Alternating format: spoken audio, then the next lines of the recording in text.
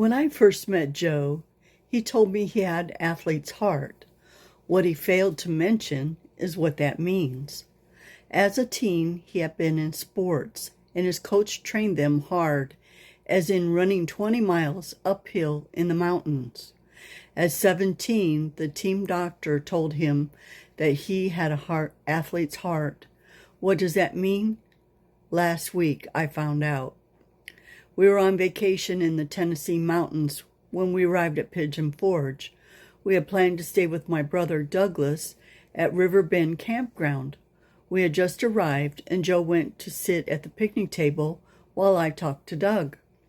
A man started a conversation with Joe, but he said he didn't make sense, talking gibberish.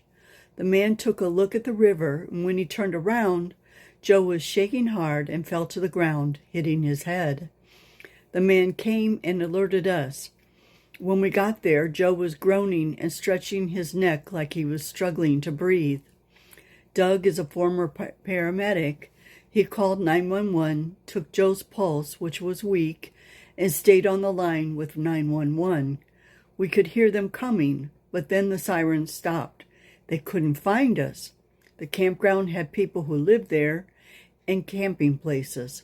Unfortunately, they used the same numbering system for both sections of the camp.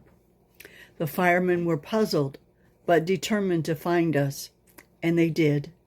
Joe was starting to wake up and answered their questions. He didn't really wake up fully until they were almost at LeConte Medical Center in Sevierville, Tennessee. A courteous fireman put the directions to the hospital in my phone.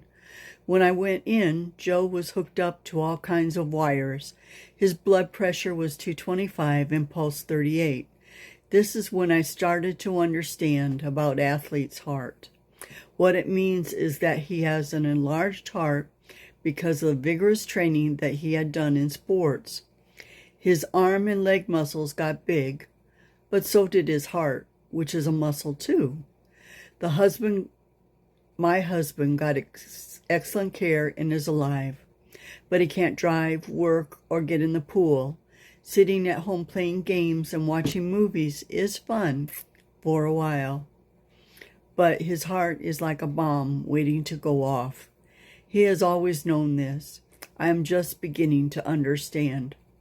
Coaches, parents, and athletes, exercise and compete, but don't overdo it.